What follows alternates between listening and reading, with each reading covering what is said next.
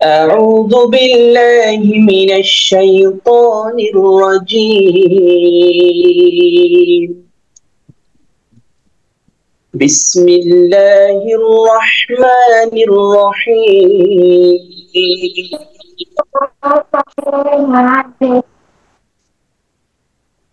إن الذين قالوا ربنا الله ثم استقاموا تتنزل عليهم الملائكة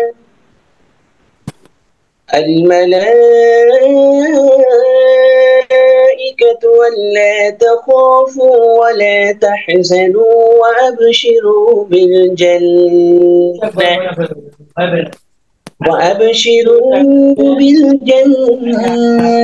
التي كنتم توعدون نحن أولياؤكم في الحياة الدنيا وفي الآخرة ولكم فيها ما تشتهي أنفسكم ولكم فيها ما تدعون نزلا من غفور رحيم ومن أحسن قولا ممن دعا إلى الله وعمل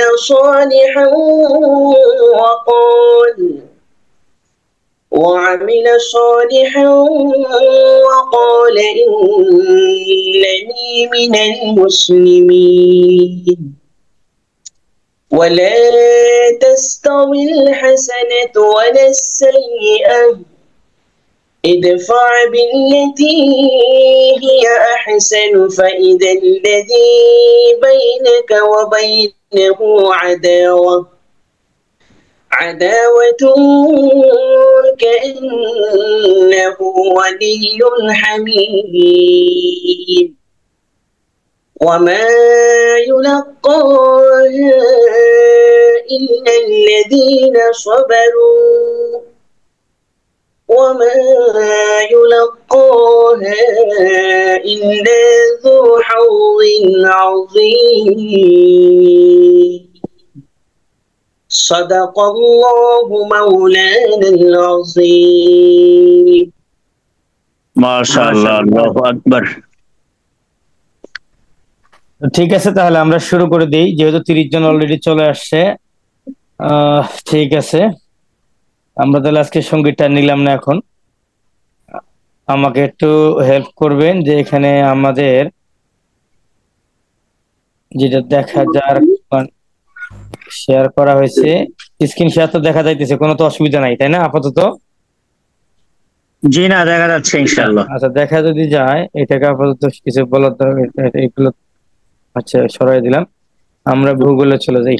ও, এটাকে সরাইতে হবে। আচ্ছা, সরাইলাম। হ্যাঁ, এখন স্পষ্ট দেখা যাচ্ছে আলহামদুলিল্লাহ। আরে এই জন্যই তো না। ঠিক আছে, খেয়াল করেন তখন তো। আচ্ছা ঠিক আছে, খেয়াল করেন। পরিবেশ দূষণ বাংলাদেশে পলিথিন ব্যাগ নিষিদ্ধ হয় 1 জানুয়ারি 2002 সালে। এই সালটা খুবই গুরুত্বপূর্ণ, সুন্দর করে দাগায় রাখবেন। E8 পরিবেশ দূষণকারী 8টি দেশ। তাহলে আপনাকে প্রশ্ন আসতে পারে, E8 এটা কি? পরিবেশ দূষণকারী 8টি দেশের নাম। পানি দূষণ, এখানে একটু হিবিজিবি হলেও আপনাকে পড়তে হবে। পানি দূষণের প্রাকৃতিক কারণ ভূগর্ভস্থ আর্সেনিক, এটা লাগবে না। বিশ্ব স্বাস্থ্য সংস্থা কর্তৃক নির্ধারিত আর্সেনিকের নিরাপদ মাত্রা হচ্ছে প্রতি লিটার পানিতে 0.01 মিলিগ্রাম। এই তথ্যটুকু আপনাকে জানা থাকা লাগবে। তাহলে আর্সেনিকের নিরাপদ মাত্রা হচ্ছে প্রতি লিটারে পানিতে 0.01 মিলিগ্রাম। বিশ্ব স্বাস্থ্য সংস্থা বাংলাদেশের পানীয় জলে আর্সেনিক প্রতি লিটার 0.05 মিলিগ্রাম বেশি হলে তা পান করার অনুপযুক্ত বলে ঘোষণা দিয়েছেন। তাহলে কতটুকু হলে অনুপযুক্ত, এতটুকু আপনি জানা রাখবেন। আচ্ছা, এবার দেখেন, পানি দূষণের জন্য দায়ী শিল্প কারখানার বর্জ্য পদার্থ, শহর ও গ্রামের ময়লা আবর্জনা, জমি থেকে ভেসে আসা রাসায়নিক সার ও কীটনাশক। আপনি এখান থেকে তথ্য পড়বেন যে জমি থেকে ভেসে আসা রাসায়নিক সার ও কীটনাশক। আরো তো অনেক কিছু পড়লেন, বর্জ্য পদার্থ, শহর গ্রামের ময়লা আবর্জনা, ওটা ইম্পর্টেন্ট না, আপনি এই জায়গাটা পড়বেন। জমি থেকে ভেসে আসা রাসায়নিক সার ও কীটনাশক পানি দূষণের জন্য দায়ী। এখানে দেখেন অ্যাসিড বৃষ্টি হয় বাতাসে সালফার ডাই অক্সাইডের আধিক্যে। তাহলে অ্যাসিড বৃষ্টি কেন হয় এটা পরীক্ষা থাকে, এটা আপনাদের জন্য সাজেশন। অ্যাসিড বৃষ্টি কেন হয়? অ্যাসিড বৃষ্টি হয় বাতাসে সালফার ডাই অক্সাইডের আধিক্যে। অপশনে sulphur die oxide, sulphur monoxide, carbon die oxide, বিভিন্ন কিছু থাকবে, আপনাকে আনসার করতে হবে। বায়ু দূষণ, বায়ু দূষণের জন্য কার্বন ডাই অক্সাইড গ্যাস দায়ী। এখানে টু দিলে বেস্ট হইতো, হয়তো দিতে পারেনি ভাই। বায়ু দূষণের জন্য কার্বন ডাই অক্সাইড গ্যাস দায়ী দায়ী আচ্ছা, এটা হোক। গাড়ি থেকে এখান থেকে আপনি এই জায়গাটা আপনাকে পড়তে হবে, এই যে এই পর্যন্ত পড়তে হবে, এটা দাগায় রাখবেন যে গাড়ি থেকে নির্গত কালো ধোঁয়ায় যে বিষাক্ত গ্যাস থাকে তা হলো কার্বন মনোক্সাইড। যানবাহনের কালো ধোঁয়া বাতাসে কার্বন মনোক্সাইডের পরিমাণ বৃদ্ধি করে পরিবেশ দূষিত করে। আপনি যানবাহনের কালো ধোঁয়ার সাথে কার্বন মনোক্সাইড, এটা মনে রাখবেন। আর বায়ু দূষণের জন্য কার্বন ডাই অক্সাইড, এটা মনে রাখবেন। অ্যাসিড বৃষ্টির জন্য সালফার ডাই অক্সাইড, এটা মনে রাখবেন। এবং পানি দূষিত করার জন্য জমি থেকে ভেসে আসা রাসায়নিক ও কীটনাশক দায়ী, এটা মনে রাখবেন। তারপরে আপনার এই যে অনুপযুক্ত পানি 0.05, এটা মনে রাখবেন। তারপরে নিরাপদ পানির 0.01 মিলিগ্রাম, এটা মনে রাখবেন। এই পরিবেশ দূষণকারী 8টা দেশ, এতটুকু মনে রাখবেন। পলিথিন 1 জানুয়ারি 2002 মনে রাখবেন। যানবাহনের কালো ধোঁয়া, যানবাহনের কালো ধোঁয়া বাতাসে কার্বন মনোক্সাইডের পরিমাণ বৃদ্ধি করে পরিবেশ দূষিত করে। আমরা কথাগুলো পরে নিতে চাইছিলাম, কি বলেন জাহাঙ্গীর ভাই? আপনার নেট তো দুর্বল। এটা কিন্তু মানে কার্বন মনোক্সাইড বোঝাইতেছে আর কি। আচ্ছা, কোনো ভুল ত্রুটি মনে হলে বলবেন। আপনি বলেন কার্বন ডাই অক্সাইড। এই যে গাড়ি থেকে কালো, এটা বলছে এখানে কার্বন মনোক্সাইড। তারপর ভুল থাকলে চ্যাট জিপিটি আর এআই এর মাধ্যমে একটু সহযোগিতা নিবেন। আমাকে এটা দেখার মানে এতটা সম্ভব হয় নাই, জাস্টিফাই করা সম্ভব হয় নাই। যদি দুই একটা ভুল ত্রুটি মনে হয়ে যায় তথ্য, তাহলে একটু জাস্টিফাই করে নেবেন। হ্যাঁ, এটা নিজ দায়িত্ব করবেন এবং গ্রুপে জানাই দিবেন যে ভাই এটা একটা ভুল আছে। ভুলটাই থাকাটাই আমরা মনে করি স্বাভাবিক। আচ্ছা, যানবাহনের কালো ধোঁয়া বাতাসে কার্বন ঠিক আছে। মনোক্সাইডের পরিমাণ বৃদ্ধি করে পরিবেশ দূষিত করে, এই লাইনটা পড়তে হবে না। স্মোক, এই লাইনটা আপনার পরীক্ষায় মাঝে মাঝে আসে, প্রাইমারিতে বেশি আসে, অন্যান্য চাকরি পরীক্ষাতেও আসে। স্মোক হচ্ছে দূষিত বাতাস। ডিজেল জ্বালানি পোড়ালে সালফার ডাই অক্সাইড গ্যাস বাতাসে মিশে। আচ্ছা, এই জায়গাটা আপনাকে পড়তে হবে, মিশে। এখানে একটা দাড়ি দিন, আমার রেজাউল ভাই দাড়িটা দিতে পারে নাই, ভুলে গেছে। এখানে একটা দাড়ি দিবেন, আমি একটা দাড়ি আপনাকে দিয়ে দিচ্ছি। আপনি একটা দাড়ি পরে সুযোগ মতো দিয়ে নিবেন, সমস্যা নাই। বাস, দাড়ি একটা আপনি দিয়ে দেন, তাই হবে। এখানে একটা দাড়ি আপনি দিয়ে দেন, ওকে। তাহলে ডিজেল জ্বালানি পোড়ালে সালফার ডাই অক্সাইড গ্যাস বাতাসে মিশে। তাহলে ডিজেল জ্বালানির সাথে সালফার ডাই অক্সাইড, এতটুকু আপনি মনে রাখবেন। এই যে একটা সহজ সরল গরিব প্রশ্ন, এই প্রশ্নটা পরীক্ষা আসে, সবাই পারে। কিছু প্রশ্ন দেয় সহজ, যাতে করে টেস্ট পরীক্ষা দিতে যে মনে হয় যে না, আমি আমার নিবন্ধন দিলে আমি টিকবো, আমি না পড়াই দিয়ে 35 পেয়ে গেছি, আর 5 তো এই 10 ঘন্টা খানেক পড়লে 5 পাবো। আর 10 ঘন্টা বা 10 দিন প্রস্তুতি নিলে আমার পাখি 5 হয়ে যাবে, কারণ আমি না পড়ি তো 35 পাইছি। সেই জায়গায় এই জাতীয় প্রশ্নগুলো থাকে। পরিবেশের ভারসাম্য রক্ষার জন্য মোট ভূমির 25% বনভূমি প্রয়োজন। বাকি 5 মার্কের জন্য মিনিমাম 5 মাস হিউজ লেখাপড়া করতে হয়। তাহলে গ্রিন হাউস প্রতিক্রিয়া দেখেন, গ্রিন হাউস হচ্ছে কাঁচের তৈরি ঘর। এইটুক জায়গা পরীক্ষা আসে। গ্রিন হাউস কি? গ্রিন হাউস কি? কাঁচের তৈরি ঘর। গ্রিন হাউস ইফেক্টের জন্য দায়ী গ্যাস সমূহ সিএফসি। এখানে কয়েকটা আছে, সিএফসি আছে, কার্বন ডাই অক্সাইড আছে। তো আপনারা পড়বেন, এই যে কার্বন ডাই অক্সাইড, এটাও পড়বেন। কার্বন মনোক্সাইড আছে, এখানে নাইট্রিক অক্সাইড আছে, এই পর্যন্ত দেয়া আছে। কিন্তু এখানে সিএফসি কার্বন ডাই অক্সাইড, এই যে এই জায়গাটা আপনারা কমা দিবেন। দাঁড়িয়ে দিলে মনে করেন বাক্য শেষ হয়ে গেছে, জাস্ট একটা কমা দিয়ে নিবেন, কমা দিয়ে নিবেন। মনোক্সাইড তাহলে 3টা দিছে, সিএফসি দিছে, কার্বন ডাই অক্সাইড দিছে, কার্বন মনোক্সাইড দিছে। আমরা বলছিলাম যে কার্বন মনোক্সাইড বলছিলাম কিসের জন্য, গাড়ির ধোঁয়া। তারপরে কার্বন ডাই অক্সাইড বলছিলাম, তারপরে এগুলো বলছিলাম সিএফসি। দেখ এগুলো আপনারা জেনে নেবেন। জীবাশ্ম জ্বালানি দহনের ফলে বায়ুমণ্ডলে যে গ্রিন হাউস গ্যাস বৃদ্ধি হচ্ছে তা হলো কার্বন ডাই অক্সাইড। এই যে এই লাইনটাও একটু পড়বেন, এই লাইনটাও পড়বেন, এই লাইনটাও। ভাই একটা ভাই মানে আপনার পড়ানোর মধ্যে কি প্রশ্ন করা যাবে? করেন ভাই। বলছিলাম যে যে আপনার এই যে গ্রিন হাউস ইফেক্টের জন্য দায়ী কোন গ্যাস, এটা আমি ছোট থেকে পড়ে আসছি যে সিএফসি, শুধু এটাই। কিন্তু ওই যে এখন কার্বন ডাই অক্সাইড, হ্যাঁ, এগুলা কার্বন এগুলা মনোক্সাইড, এগুলা এগুলা বিসিএস এর বইগুলোতে দেয়া আছে, কিন্তু আপনার কথা সঠিক। ওই যে সিএফসি পড়ছেন, বারবারই সিএফসি দিয়ে দেয়, কারণ বিসিএস এ সিএফসি দিছে একবার, এবার প্রত্যেক পরীক্ষায় শুধু সিএফসি থাকে, খালি সিএফসি সিএফসি। আরো যা আছে, আরো যে দায়ী আছে সে দায়ীগুলো দেয় না, কারণ যেটা বিসিএস এ আসে সেটা দলিল হয়ে যায়, সেই প্রশ্নটাই বারবার দেয়, ভুল থাকলেও দেয়, সঠিক থাকলেও দেয়। যদিও এটা সঠিক, এখানে কয়েকটা ঠিক আছে, আছে। বুঝতে পারছি, বুঝতে পারছি। ঠিক আছে, পৃথিবীকে উষ্ণ রাখার জন্য কার্বন ডাই অক্সাইডের ভূমিকা সর্বোচ্চ। পৃথিবী যে গরম হয় এই কার্বন ডাই অক্সাইডের জন্য হয়, খুব লাগবে না। গ্রিন হাউস ইফেক্টের জন্য দায়ী কার্বন ডাই অক্সাইড বৃদ্ধি, একই কথা। মাথাপিছু গ্রিন হাউস গ্যাস উদ্গীরণে সবচেয়ে বেশি দায়ী যুক্তরাষ্ট্র। এই যে যুক্তরাষ্ট্র, এটা একটু পড়বেন, এখানে এই তথ্যটা পড়বেন। আর গ্রিন পিস পরিবেশ আন্দোলন গ্রুপ, এইটা পরীক্ষায় মাঝে মাঝে থাকে, প্রাইমারি থেকে শুরু করে পিএসসি সকল পরীক্ষায়। গ্রিন পিস কি, E8 কি, তারপরে গ্রিন হাউস কি, এগুলা পরীক্ষায় থাকে। তাহলে গ্রিন পিস হলো পরিবেশ আন্দোলন গ্রুপ। আর এই লাইনটা উপরে উঠতো, নিচে নামে গেছে, আমি উপরে উঠাই দিলাম, আপনারা তো পারবেন না। গ্রিন পিস যাত্রা শুরু হয় 1971 সালে, এটা লাগবে না। গ্রিন হাউস ইফেক্টের প্রতিক্রিয়া বাংলাদেশে উত্তাপ অনেক বেড়ে যাবে, সমুদ্র তলের উচ্চতা বেড়ে যেতে পারে। আপনার এই যে এতগুলো লাইন, এর ভিতরে এই লাইনটা আপনার জন্য ইম্পর্টেন্ট, এটা বারবারই পরীক্ষা আসছে, যে গ্রিন হাউস ইফেক্টের প্রতিক্রিয়া বাংলাদেশে কি পরিবর্তন ঘটবে, নিম্নভূমি নিমজ্জিত হবে, আর এই বাকিগুলা পড়া লাগবে না। ওজোন স্তর এর ক্ষয়, অতিবেগুনি রশ্মি সূর্য থেকে আসে, এই যে এই জায়গায় প্রশ্নটা হয়, অতিবেগুনি রশ্মি কোথা থেকে আসে, লেখা থাকবে পৃথিবী থেকে, চাঁদ থেকে, সূর্য থেকে, এভাবে অপশন থাকবে, আপনাকে সূর্য আনসার করতে হবে। বায়ুমণ্ডলের ওজোন উপাদান অতিবেগুনি রশ্মিকে শোষণ করে, লাগবে না।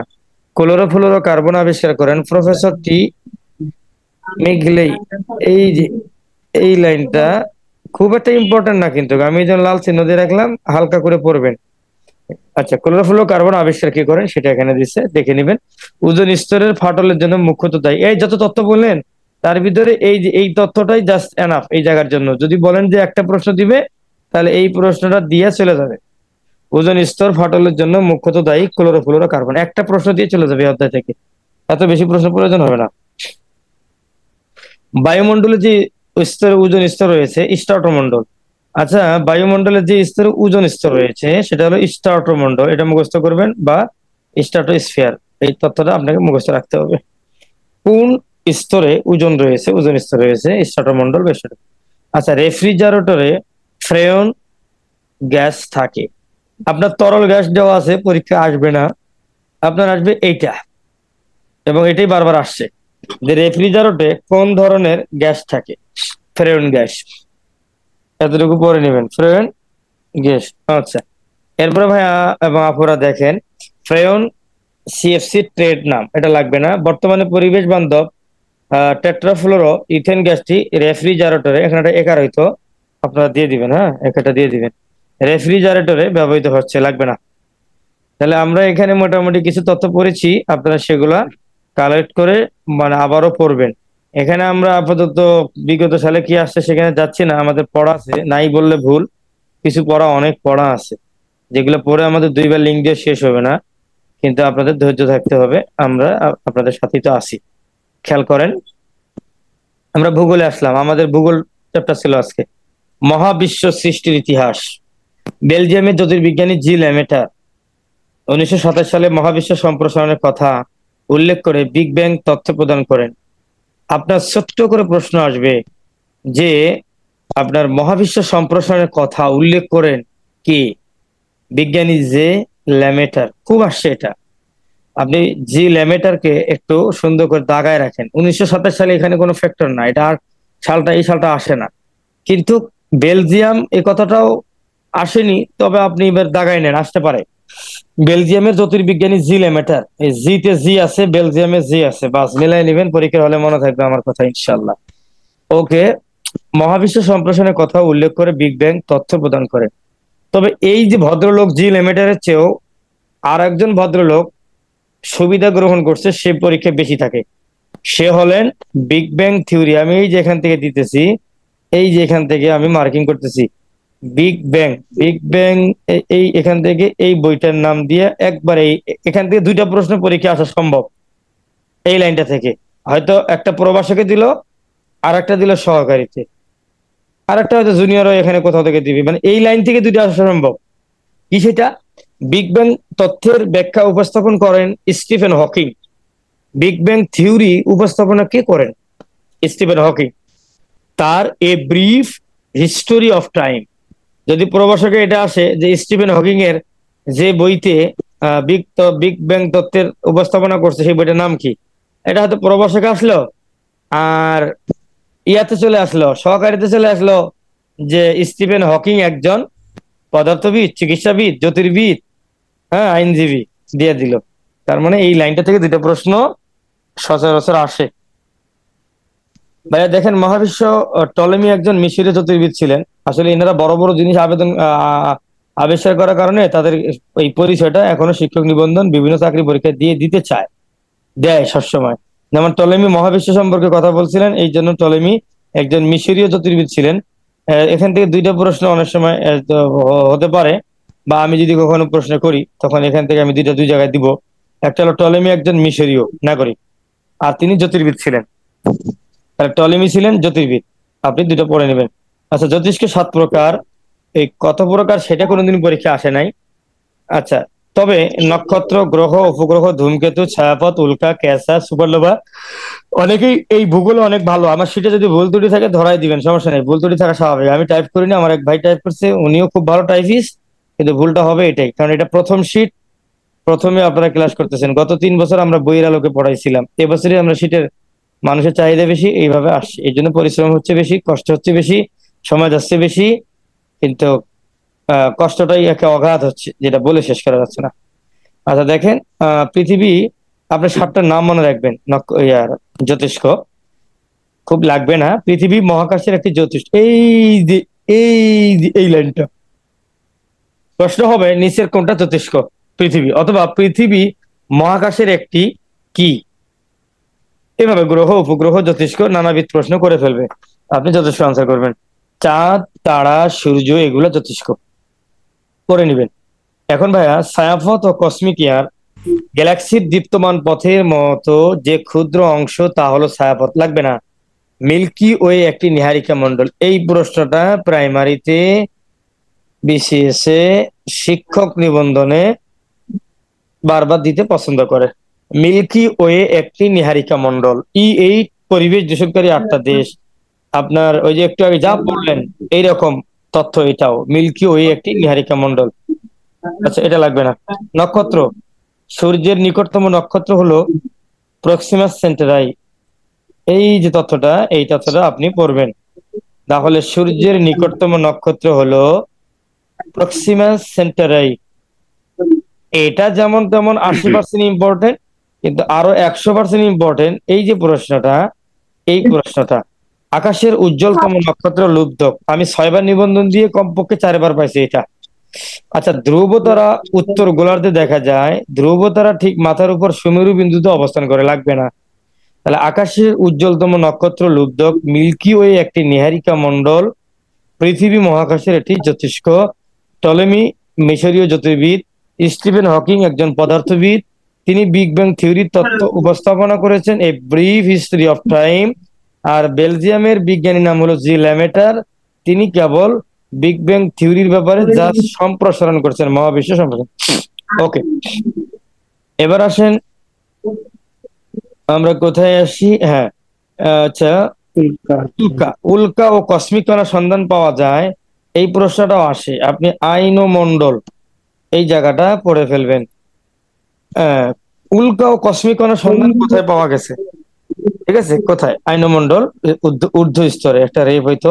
ধূমকেতু, বিংশ শতাব্দীর সবচেয়ে উজ্জ্বল ধূমকেতু হেল বব ধূমকেতু। ভাইয়া, এই অধ্যায়টার সামনে যেমন আমি বলেছিলাম গুরুত্বপূর্ণ পদার্থবিদ, স্টিফেন হকিং এর ওই জায়গায় সিম ধূমকেতু, এই জায়গাটা, এই ধূমকেতুর এই দুইটা লাইন আপনাকে হাসরের ময়দানে যেই রকম একটা নেকির জন্য জান্নাত যাওয়ার জন্য কষ্ট হবে, আর এখানে যারা গরিব ছাত্র আছেন তাদের জন্য 39 হয়েছে, 40 হয় না, তার জন্য এই জায়গাটা সাজেশন।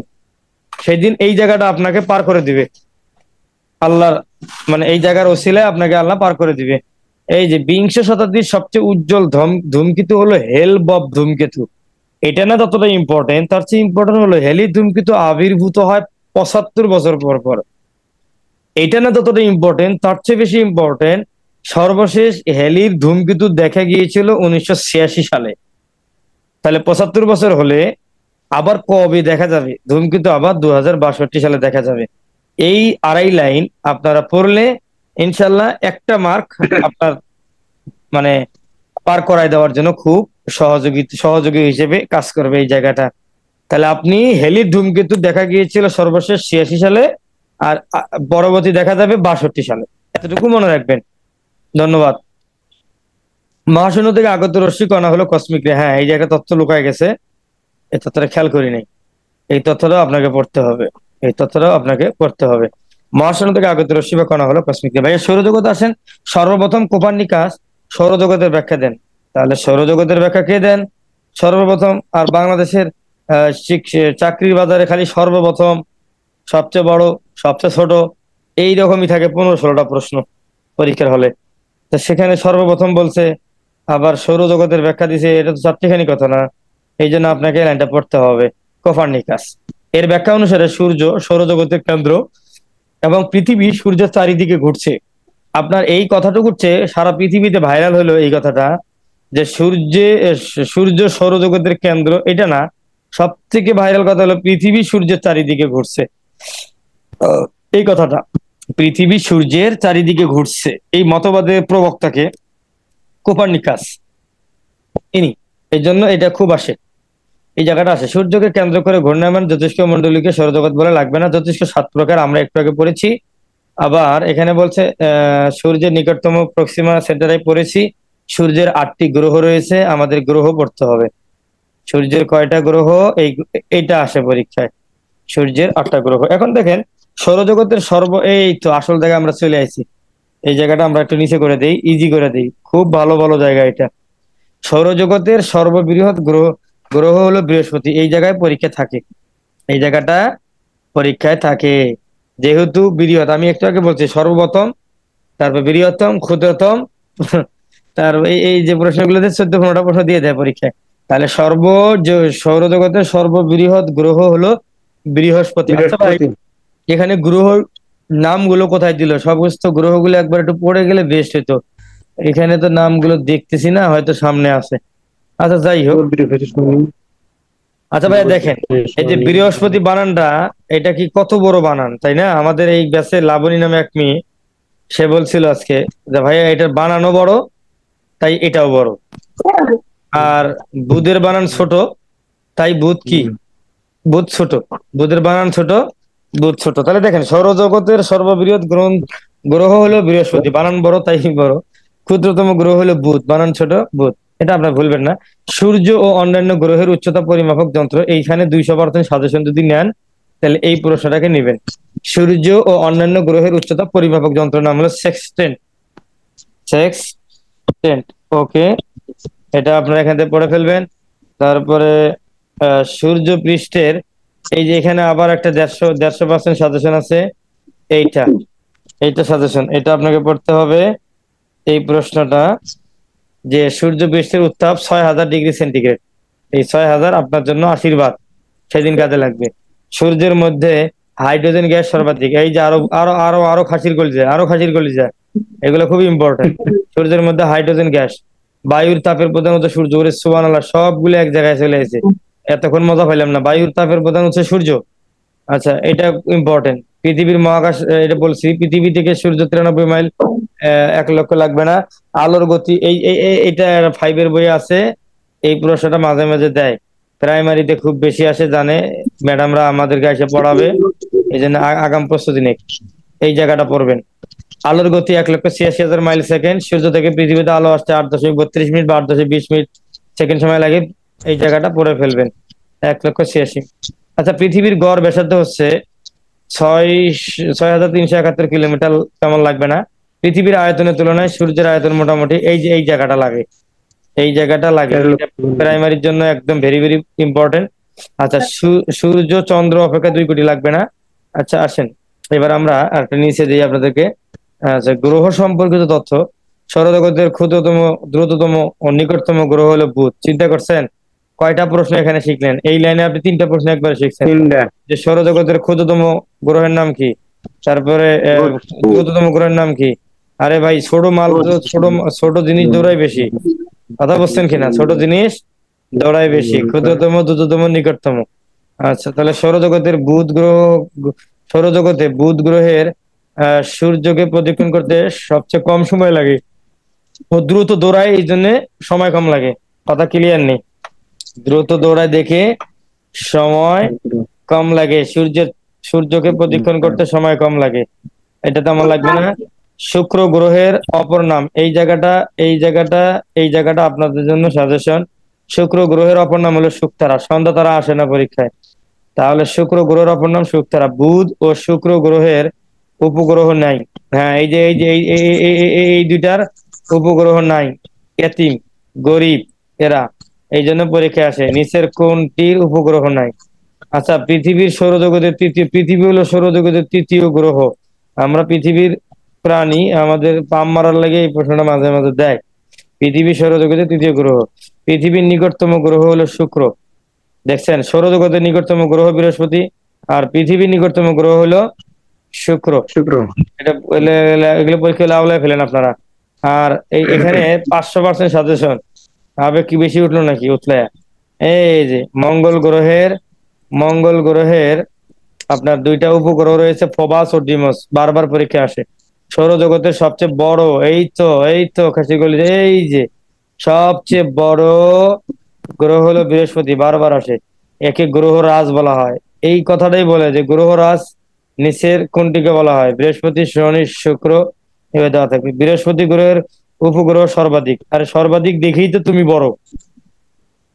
সর্বাধিক দেখেই তো তুমি বড়। 79টা। পরীক্ষা আসবে বৃহস্পতি গ্রহের উপগ্রহ কয়টা? 19টা। 79টা। আচ্ছা, এই লাইনটা কি ছোট হয়ে গেছে কেন বান্টু? একটু বড় করে দেই। হ্যাঁ, এখন দেখেন সৌরজগতের দ্বিতীয় মানে সৌরজগতের তো বৃহত্তম হলো বৃহস্পতি, নাকি কি বললাম? বৃহস্পতি, হ্যাঁ, গ্রহরাজ। বৃহস্পতি। এখন আবার দ্বিতীয়টারও দিতেছে আর কি, যে এ আবার রাগ করে। দ্বিতীয় বৃহত্তম হলো শনি। এর 1000 বলয় রয়েছে। এটা বুঝেছে হয়েছে, আপনারা রয়েছে দিবেন। তাহলে শনি গ্রহের 1000 বলয় আছে।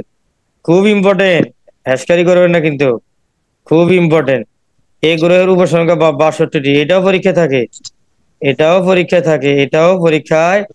থাকে। তাহলে এই গ্রহের উপসংখ্যা 62টা। তাহলে আপনার বৃহস্পতির কয়টা? 79টা। বৃহস্পতি 79। আচ্ছা, ইউরেনাসকে এই যে জান বলে দিলাম, 19 নিবন্ধনে আল্লাহ যদি কবুল করে এই প্রশ্নটা আসবে, এটা আসবে ইনশাল্লাহ। এটা পানি ফানি, এটা আসবে, এটা পারবেন। ইউরেনাসকে ইউরেনাসকে ইউরেনাসকে সবুজ গ্রহ বলা হয়। হ্যাঁ, সবুজ গ্রহ বলা হয়। এর পরীক্ষা থাকে। মঙ্গল গ্রহের 2টা উপগ্রহ কি পেলেন? ডিমোস পেলেন, এই পেলেন, সেই পেলেন না। এগুলো মনে রাখতে হবে ভাই, এগুলো মনে রাখতে হবে। আচ্ছা, সৌরজগতের সবচেয়ে বড় উপগ্রহ লাগবে না, তবে ছোট উপগ্রহ ল্যাডা। এই ল্যাডা ভাই আসে, ল্যাডা খেয়ে পড়বেন। সৌরজগতের দ্বিতীয় বৃহত্তম লাগবে না। এবার আমরা এখান থেকে চলে যাব। আর একটু আছে 10 মিনিটে, যদি এটা শেষ করতে পারি তাহলে, যদি আর লিঙ্ক নাও দিই তাও চলবে। কারণ বিগত সালের প্রশ্ন যেগুলো, সেগুলো আপনারা বাসায় পড়তে পারবেন। সেগুলো আমার আর বক করার দরকার হবে না। দেখি দেখি কোথায় গেল। একটু বড় করি, 10 মিনিটে দেখি পারি কিনা শেষ করতে। হ্যাঁ, বড় করছি। ধরেন ভাইয়া, পৃথিবী ও চন্দ্র।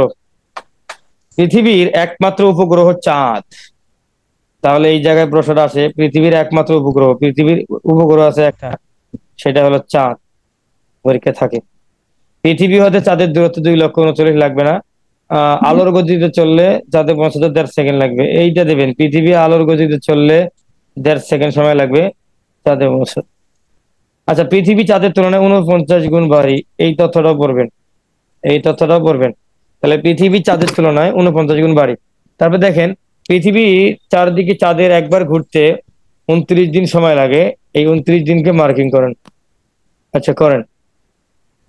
তারপরে যখন সূর্য, এই যে ভাই এখানে গুরুত্বপূর্ণ কথা আছে, যখন সূর্য ও পৃথিবীর মধ্যে চাঁদ আসে, বলেন তো কে আসে? চাঁদ আসলে সূর্য গ্রহণ হয়। কথা ক্লিয়ার? যদি চাঁদ আসে তাহলে কি গ্রহণ হয়? সূর্য গ্রহণ হয়। পরীক্ষার হলে আপনি সেদিন ভুলে যাবেন, আমিও ভুলে যাই, মানুষ মাত্রই ভুলে যায়।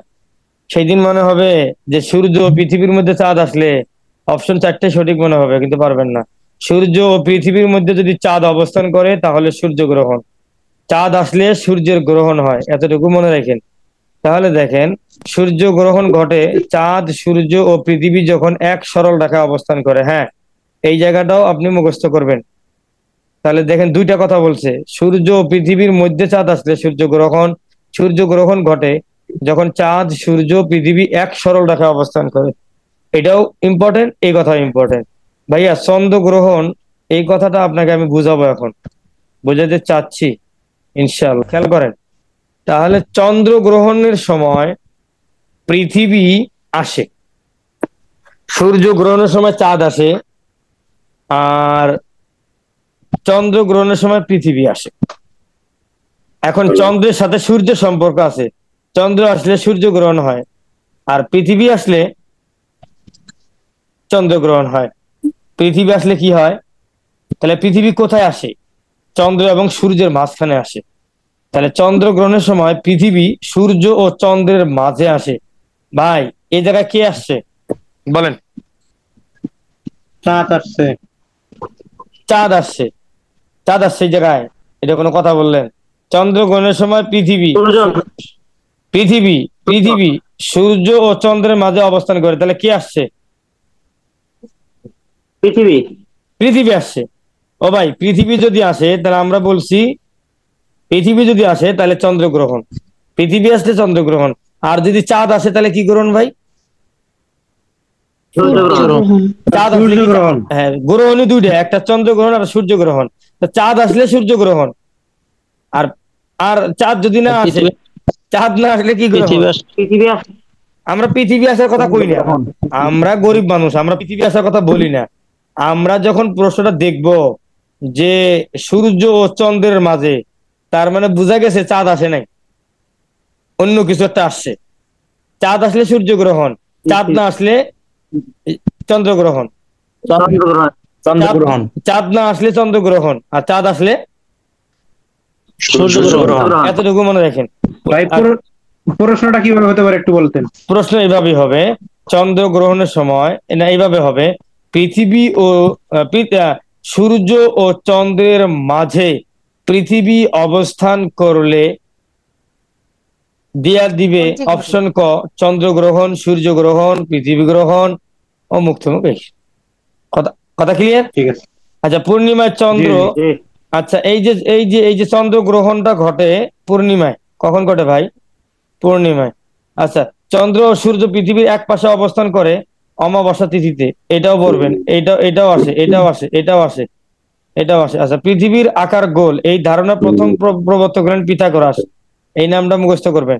আর এই যে 200% সাজেশন হইলো এইটা, এটাকে আমি হলুদ কালার দিব। এটা হলো শান্ত সমুদ্র, সি অফ ট্রাঙ্কুয়ালিটি, এটা অবস্থিত চাঁদে। শান্ত সমুদ্র কোথায় বলেন তো? চাঁদে। শান্ত সমুদ্র চাঁদে। ছায়াবৃত্ত উষা ও গোধূলি, এটা আমরা একটু পড়ি যে ভূপৃষ্ঠের সৌরদীপ্ত অন্ধকারাচ্ছন্ন অংশের সংযোগ স্থলকে ছায়াবৃত্ত বলে। তাহলে ভূপৃষ্ঠের সৌরদীপ্ত অন্ধকারাচ্ছন্ন অংশের সংযোগ ছায়াবৃত্ত বলে, এই লাইনটা পড়বেন। যদি রিটেন চালু হয়ে যায় বলা যায় না, যাই হোক। আর ক্ষীণ লাগবে না, এগুলো লাগবে না। তবে যে সন্ধ্যার পর এই এই জায়গাটা একটু পড়েন, যদি মন চায় পড়েন আর কি। কি বলছে? সন্ধ্যার কিছুক্ষণ পূর্বে যে সময় ক্ষীণ আলো থাকে সে সময়কে গোধূলি বলে। আচ্ছা ভাইয়া পৃথিবীর আয়তন, পৃথিবীর পরিধি হচ্ছে 24,902 মাইল বা 25,000 মাইল, লাগবে না।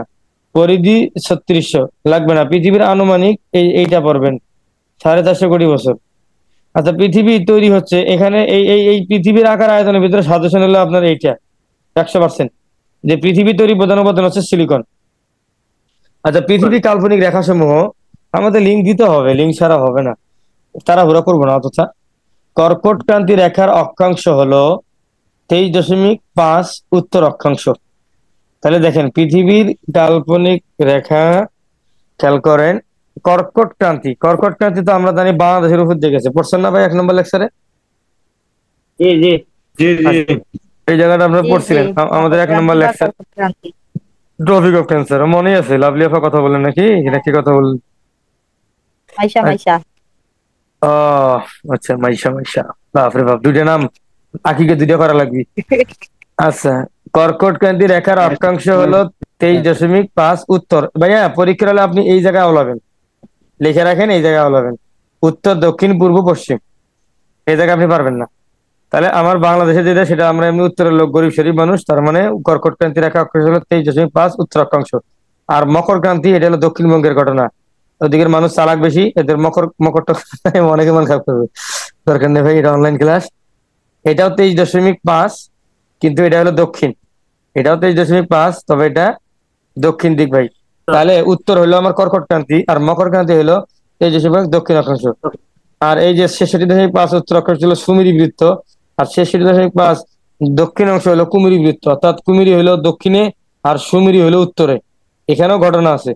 এই যে এই হলো উত্তর, আর এই হলো সুমেরু। এই সুমেরু মানে শুভ, আর উত্তর তো বুঝলেনি। আর এখানে হলো দক্ষিণ অক্ষাংশ, মানে কুমেরু, মানে কুফা। আর যাই হোক, এই যে এই জায়গাটা খেয়াল রাখবেন, দক্ষিণ প্রান্ত বিন্দুকে বলা হয় কুমেরু, আর উত্তর প্রান্তকে বলা হয় সুমেরু। আমাদের উত্তরটা সুমেরু, মানে শুভ উদয়, আর দক্ষিণটা হলো কুমেরু, খালি কুফা। আচ্ছা, দক্ষিণ প্রান্ত বিন্দুকে বলা হয় কুমেরু। দূর ভাই, এত বারবার দিয়ে লাভটা কি? আচ্ছা, এই জায়গাটা পড়বেন, এই জায়গাটা খুব ইম্পর্টেন্ট না হলেও 40% শতাংশ নিয়ে পড়বেন। দক্ষিণ মেরু বা কুমেরুতে রয়েছে অ্যান্টার্কটিকা মহাদেশ। সময় আছে কতক্ষণ? 1 মিনিট 41 সেকেন্ড। 41 সেকেন্ড শেষ হলে আমরা গল্প করব। না, এই লাইনটা এখন পড়া যাবে না, এই লাইনটা নতুন নতুন লিঙ্ক দিয়ে পড়তে হবে, এখানে অনেক বুঝার আছে। বলেন, এখন কেউ কিছু বললে বলেন। আপনার বাচ্চা কেমন আছে এখন? হ্যাঁ আছে, আলহামদুলিল্লাহ। আপনারা যে হারে দোয়া করছেন, আমার এত কমেন্ট পড়ে না কখনো। আমার বাচ্চার এইটাতে এত বেশি কমেন্ট পড়ছে যে বড় বড় শায়েখরাও, যারা কমেন্ট করে না তারা পর্যন্ত, ফেসবুক কম চলে তারাও আজকে কমেন্ট করছে, যারা টোটালি কমেন্ট করে না। খেয়াল রাখবেন, আসলে এখন জ্বরটা অনেক মারাত্মক আকার ধারণ করছে আসলে। জি, মোটামুটি এখনো জ্বর যে মানে ক্লিয়ার হয়ে সেরে চলে গেছে তা না, তারপরেও একটু সুস্থতা বোধ করতেছে। যাক, আল্লাহ হেফাজত করুন। দোয়া করবেন, খাস করে আপনারা সবাই দোয়া করছেন। আমাদের এখন আমানিল্লাহ। 26 জন আছে না? লাইনটা কেটে গেলে আমরা নতুন করে আবার লিঙ্ক দিয়ে 10 মিনিট আমরা কথা বলবো, হয়ে যাবে ইনশাল্লাহ। এত